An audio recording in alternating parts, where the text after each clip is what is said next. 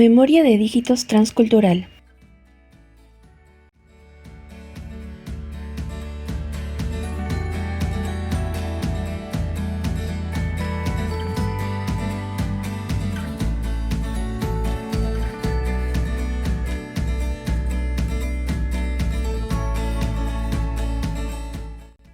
La amplitud de memoria de dígitos, ¿es un valor que depende de la cultura? Esta pregunta vamos a tratar de responderla a lo largo de todo nuestro video. Introducción. ¿Nacemos con un sentido numérico o habilidades numéricas?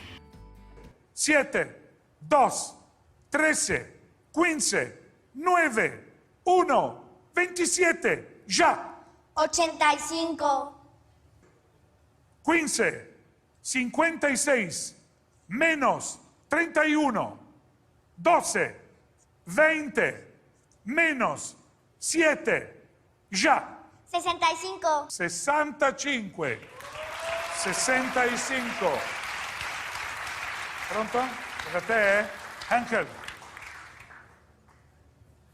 62, 13, 19, menos 38, 1, 7, 77, menos 5, ya. 136, 136.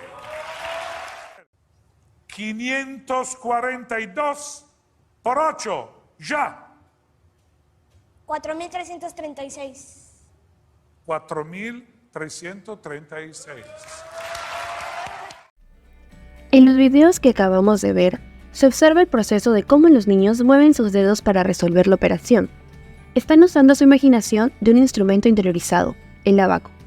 Es decir, se han formado memorias implícitas de procedimientos y habilidades matemáticas. ¿Algunas personas nacen con predisposición biológica para convertirse en genios de las matemáticas? En enero de 1913, el afamado matemático británico Godfrey Harold Hardy recibió una inusual carta en el correo. Decía: «Apreciado señor, me permito presentarme a usted como un empleado del Departamento de Cuentas del Port Trust Office de Madrás, con un salario de 20 libras anuales solamente». Luego presentó afirmaciones aparentemente escandalosas de que su autor había hecho un progreso sorprendente en la teoría de series divergentes en matemáticas y había resuelto un problema bien establecido de la distribución de números primos. ¿Cómo es posible que este completo desconocido haya alcanzado e incluso superado las mentes matemáticas más grandes del mundo?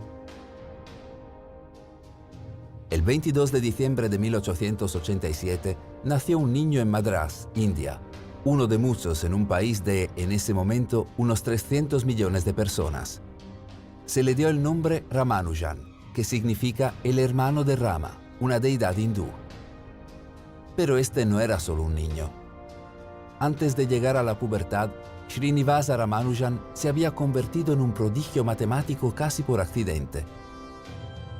A los 11 años había superado el conocimiento de 2 estudiantes universitarios quienes estaban residenciados con su familia. A los 13 años dominó trigonometría avanzada sin ningún profesor, solo, con un libro que alguien le había prestado, y comenzó a crear sus propios teoremas. A los 16 años, por casualidad, se encontró con una copia del trabajo de seminario de George Shorebridge Carr, una sinopsis de resultados elementales en matemática pura y aplicada, y comenzó a trabajar en sus 5.000 teoremas. Al siguiente año, Ramanujan había desarrollado e investigado independientemente los números de Bernoulli y había calculado la constante de Euler-Mascheroni hasta 15 decimales, completando, siendo un adolescente y sin tutoría, lo que las mentes matemáticas más grandes del mundo habían logrado minuciosamente durante siglos. Ramanujan fue un matemático autodidacta indio que, con una mínima educación académica en matemáticas puras, hizo contribuciones extraordinarias al análisis matemático, la teoría de números, las series y las fracciones continuas. Asimismo, desarrolló inicialmente su propia investigación matemática en forma aislada. Cuando sus habilidades se hicieron evidentes para una comunidad matemática más amplia, la cual estaba centrada en Europa en ese momento, comenzó su famosa colaboración con el matemático británico Hardy, donde descubrió teoremas conocidos previamente, además de formular numerosas nuevas proposiciones. Definición de matemáticas. Las matemáticas son fundamentales para el desarrollo intelectual, ya que ayudan a la abstracción, al ser lógico y razonar ordenadamente. A nivel psicológico, esto implica un sistema de memorias con conocimientos esquemáticos, estratégicos y procedimentales. Las ciencias matemáticas se dividen en 4 grandes campos de estudio: aritmética, álgebra, geometría y estadística. Las modernas investigaciones han determinado que los conocimientos matemáticos son productos de un largo desarrollo histórico-cultural, es decir, son una creación humana. Sin embargo, existen algunas habilidades protonuméricas de origen biológico e innato, que sirven de bases para la detección numérica a los animales con sistemas nervioso complejo, la numerosidad y la subitización. Las matemáticas se construyen sobre la base de estas habilidades protonuméricas. Ahora seguimos con el análisis ontogenético de las habilidades numéricas. Un análisis ontogenético implica unidades de tiempo, de meses y años. Ahora empezamos con la pregunta: ¿los bebés tienen algún conocimiento abstracto de aritmética cuando nacen? La respuesta es sí. Hemos heredado de nuestro pasado evolutivo un mecanismo para aprender las cantidades numéricas. El cerebro humano está dotado de un mecanismo innato que guía la adquisición de la matemática. Este módulo protonumérico estaría listo al año y medio de edad para coadyuvar al aprendizaje de las palabras que nombren los números, dentro del proceso denominado explosión léxica. Por lo tanto, en este aspecto del constructivismo de Jean Piaget estaba equivocado. Los niños pequeños tienen una representación genuina de los números. Ahora pasaremos a explicar la teoría clásica del desarrollo cognitivo, el cual está hecho por Jean Piaget. Según Jean Piaget, los factores clásicos que explican el desarrollo son la maduración del sistema nervioso y endocrino y la transmisión sociocultural, es decir, la educación. Sin embargo, Piaget propone nuevos factores explicativos del cambio: la experimentación física del niño con los objetos que le rodean y la equilibración de esquemas de asimilación y acomodación, en el sentido de comer y crecimiento intelectual. Ahora, el primer error de Piaget, el cual decía que los esquemas de numerosidad aparecen entre los 8 y 9 meses. El primer error de Piaget se basó en que él decía que el número se forma por interacciones sensoriomotrices. Piaget y sus colegas especularon mucho acerca de cómo se desarrolla el concepto de número en los niños pequeños. Creyeron que el número, como cualquier otra representación abstracta del mundo, debía construirse en el curso de interacciones sensoriomotoras con el mundo. Piaget había acumulado muchas pruebas de la incapacidad de los niños para comprender la aritmética. Por ejemplo, si se esconde un juguete detrás de una tela, los bebés de 10 meses no extienden la mano para alcanzarle. Para Piaget, esto demostraba que los bebés creen que el juguete deja de existir cuando está fuera de la vista. Esta aparente falta de permanencia del objeto se interpretó como que los bebés son completamente ignorantes de las propiedades más abstractas del número. Los descubrimientos de Piaget tuvieron un impacto considerable en nuestros sistemas educativos, una actitud pesimista de no enseñar temprano las matemáticas. Ahora, respecto a los esquemas cognitivos de numerosidad, en 1936, Jean Piaget publica su libro El nacimiento de la inteligencia del niño, en donde argumenta que los esquemas móviles permiten la generalización indefinida de esquemas aplicables a nociones de cantidad, poco o mucho. En la observación 131 pone a prueba al bebé Laurent, de 0 años, 9 meses y 4 días. Como objetivo de la observación 131 se tuvo a que comprobar la existencia de esquemas de imitación de rudimentos del número. Piaget hace invitar al bebé la sílaba pa aprovechando la actividad de balbuceo. Como conclusión se llegó a que los esquemas sensoriomotrices de la numerosidad aparecen recién entre los 8 y 9 meses de edad.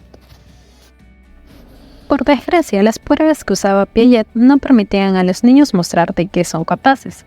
el método clínico de entrevista y observación era limitado porque el diálogo abierto entre los investigadores y sus pequeños sujetos era engañoso. Realmente el niño no comprendía todas las preguntas que se les hacía.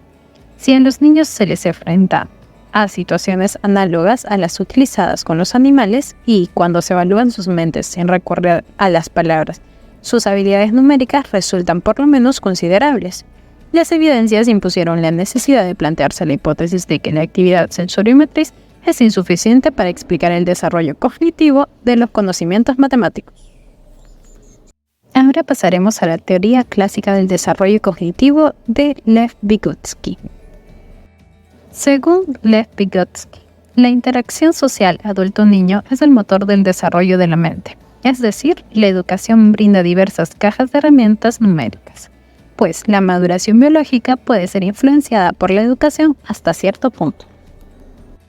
Vygotsky clasifica las funciones psicológicas en elementales y superiores. Las funciones psicológicas elementales son de origen biológico y no están mediadas por procesos sociales ni el lenguaje. Por ejemplo, emociones básicas, memorias biológicas, atención involuntaria, la percepción automática, etc.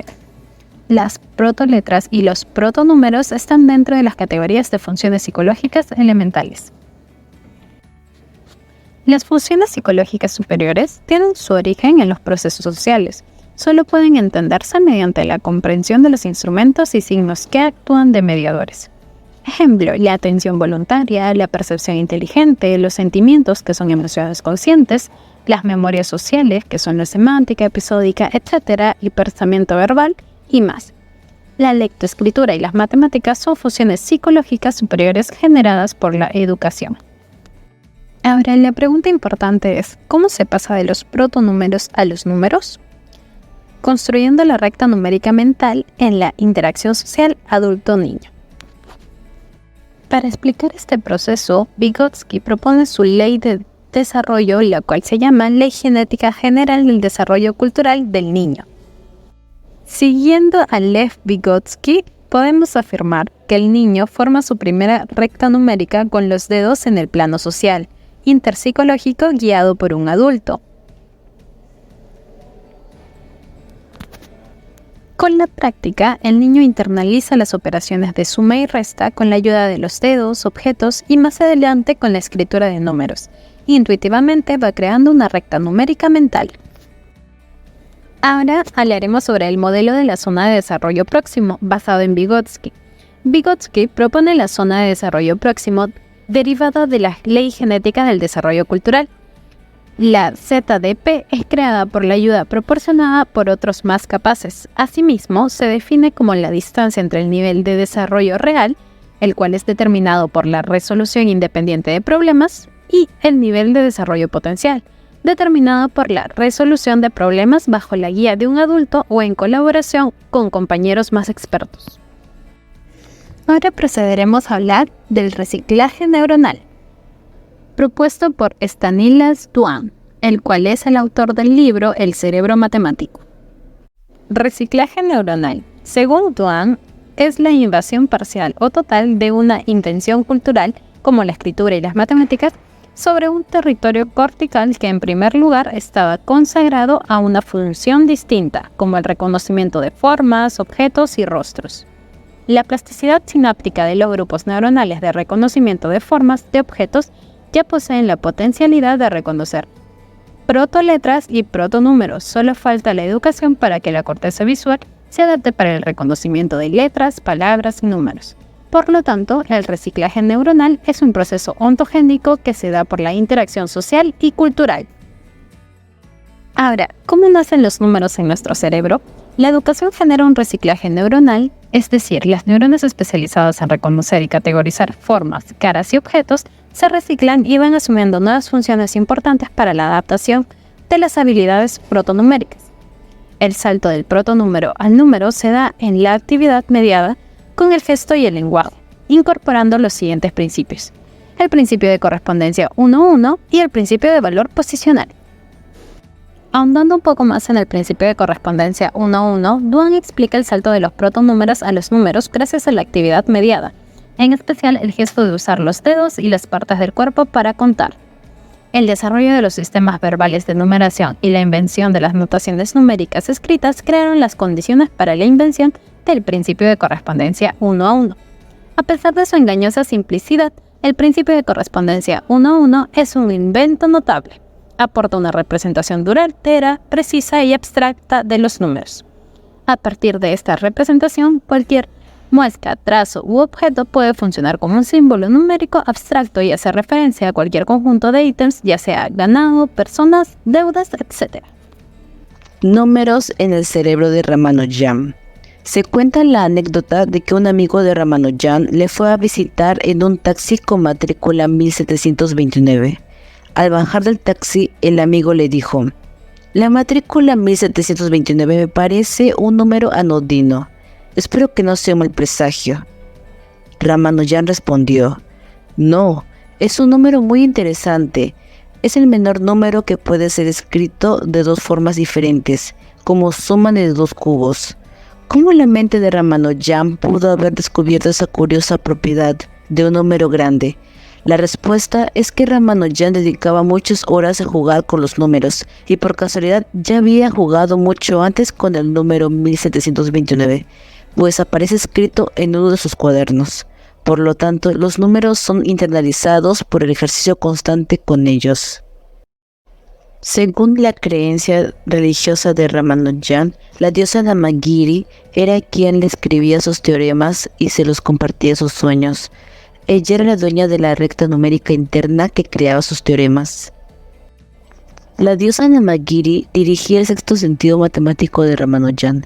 Los lóbulos parietales izquierdo y derecho son la sede de la comprensión intuitiva de la recta numérica mental para los números naturales.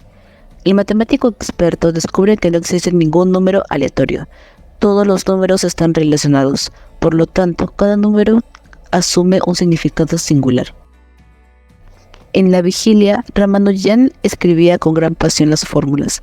Las misteriosas fórmulas contenían relaciones aritméticas novedosas, basadas tan solo en su intuición. Por lo tanto, debía trabajar de manera consciente para formalizar los teoremas mediante la demostración lógica. Análisis histórico-cultural de las habilidades numéricas. Realizar este análisis implica conocer los instrumentos y los sistemas simbólicos, ya que estos denotan cómo se han desarrollado las habilidades numéricas en la historia de cada cultura. As his fluency grew, Everett began to realize something was missing. The Pitaha have no words for colors, no past or future tense. And incredibly,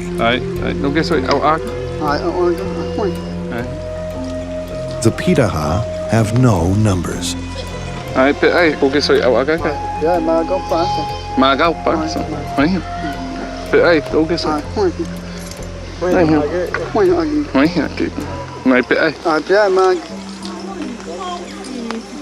Research from MIT indicates the Pitaha may be the only culture on Earth without any numeracy. The Pitaha don't have numbers because they don't need them. They survive just fine without them. Somebody asked me once, "You mean Pitaha mothers don't know how many children they have?" Well, that's exactly what I mean. They don't know how many children they have, but they know all of their children's names and they know all of their children's faces. They don't need to know how many children they have to know who their children are and how they feel about it. La invención de la escritura y el desarrollo de los conceptos numéricos. En las culturas antiguas, las actividades de la agricultura, ganadería y comercio han sido el sustento principal del crecimiento de las civilizaciones, el cual también generó en el ser humano una inquietud por acumular los bienes, salvaguardarlos y regular su uso y consumo. Es así como aparece la necesidad de registrar los bienes y se crea el imperioso menester de inventar los sistemas de escritura y contabilidad. Historia de los números. Registro corporal de los números. El salto de los protonúmeros a los sistemas de numeración parece haber iniciado con el conteo de partes del cuerpo. A lo largo de la historia, los dedos y otras partes del cuerpo han funcionado como base de un lenguaje corporal de los números que todavía está en uso en algunas comunidades aisladas, por ejemplo, los nativos de algunas islas en Oceanía. Todos los niños descubren de forma espontánea que sus dedos se pueden poner en correspondencia uno a uno con cualquier conjunto de ítems. Basta levantar un dedo para el primer ítem, 2 dedos para el segundo y así sucesivamente. Sistemas de registros tridimensionales. Los conos de contabilidad eran fichas contenidas en una esfera procedente de Susa, actualmente Irán, que datan del año 3300 a.C. Los conos grandes y pequeños representaban medidas grandes y pequeñas de grano, y cada uno de los discos lenticulares simbolizaba un rebaño de animales, posiblemente 10 animales. Las marcas grabadas en el exterior de envoltura corresponden al número de fichas que hay dentro. Por otro lado, tenemos los quipus provenientes del antiguo Perú. Etimológicamente, la palabra quechua quipu significa nudo. Los incas desarrollaron un sistema de nudos que les permitía almacenar con facilidad datos de todo tipo, administrativos como censos demográficos y control de tributos, así como datos calendáricos, genealógicos, históricos y religiosos. En las décadas de 1970 y 80 se encontró que el registro de cantidades y representación de los números se hacía mediante un sistema de numeración decimal posicional. Sistemas de registros bidimensionales. La invención de las notaciones numéricas escritas se desplegó en paralelo con el desarrollo de los sistemas verbales de numeración. Los sistemas de numeración se basan en el principio de correspondencia 1 a 1. La correspondencia 1 a 1 abre el acceso a una representación precisa de los números que son demasiado grandes para ser recordados con precisión en la recta numérica mental. Ahora hablaremos de un invento que dotó de gran eficacia a las notaciones numéricas, y este es el principio del valor posicional. Una notación numérica obedece a este principio cuando la cantidad es representada por el lugar que ocupa el número. En el valor posicional hay un número privilegiado al que se le llama base. Actualmente utilizamos la base 10. Las posiciones sucesivas en el número representan potencias sucesivas de la base, unidades, decenas, centenas y así sucesivamente. Por ello, para lograr el entendimiento de la tabla y su apropiación dentro del repertorio personal, se requiere de una habilidad previamente desarrollada, la habilidad espacial, ya que ésta le permitirá realizar al niño la tarea de localizar y ubicar las cifras de cada numeral.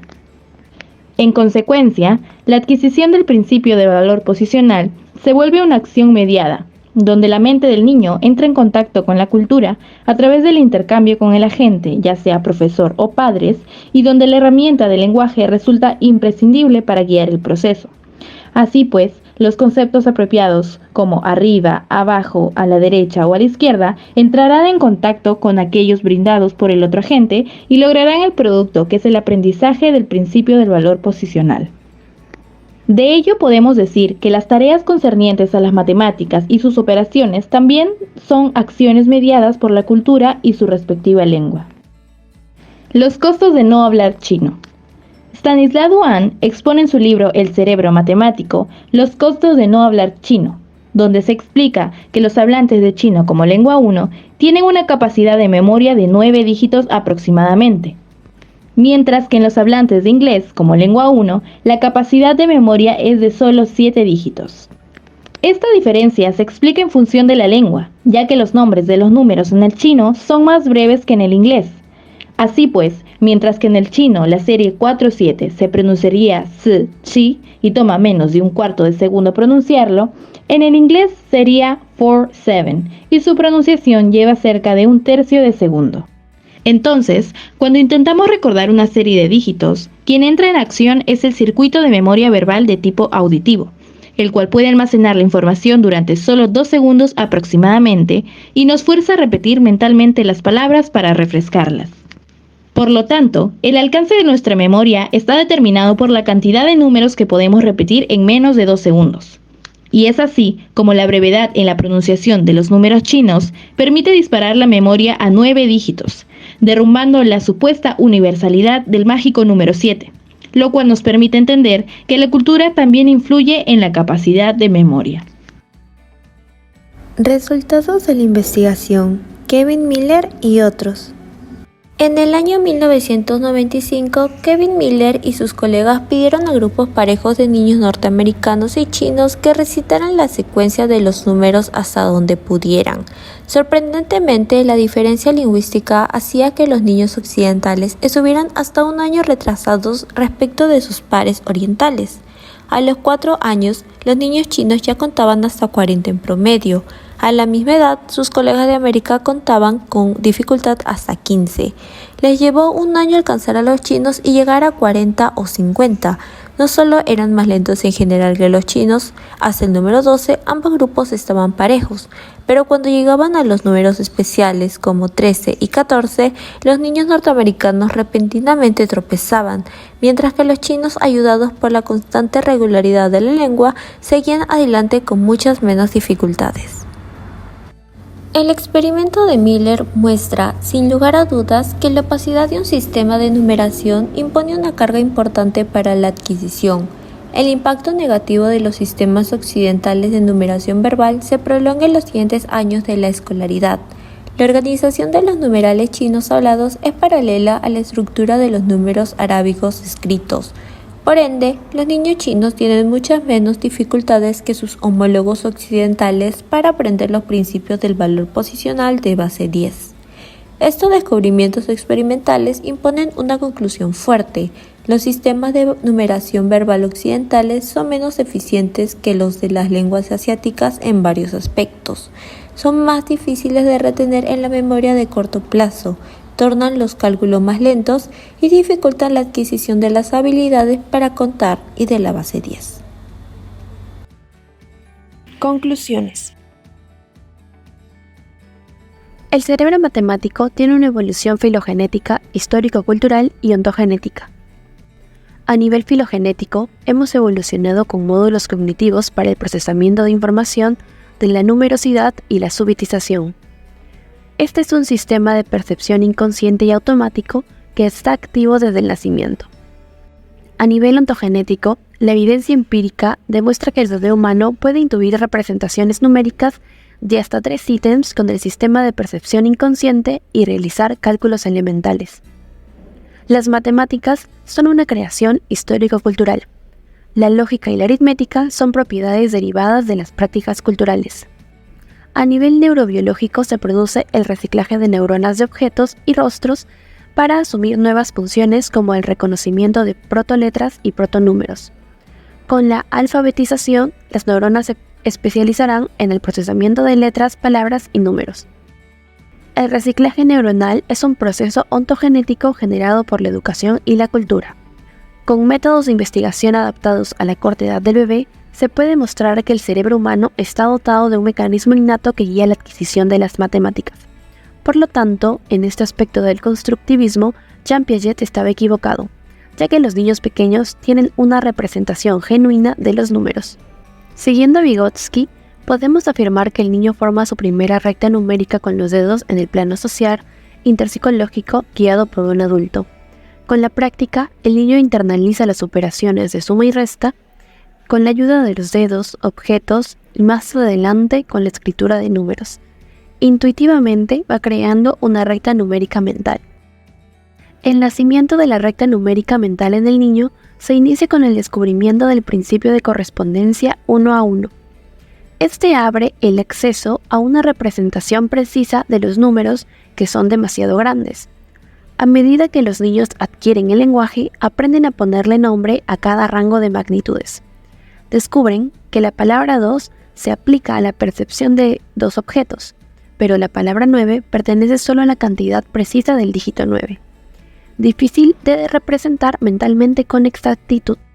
La repetición verbal de los números perpetúa la distribución de las frecuencias numéricas, es decir, se forman sistemas de memorias a largo plazo, léxicas, semánticas y procedimentales para comprender intuitivamente los números en una recta numérica mental. Las investigaciones transculturales y translingüísticas confirman que el mágico número 7 no es una constante universal. Los estudios psicológicos de Kevin Miller indican que la amplitud de memoria de dígitos depende de la cultura y del entrenamiento, ya que los sistemas de notación numérica de idiomas asiáticos permiten recordar con mayor facilidad los números.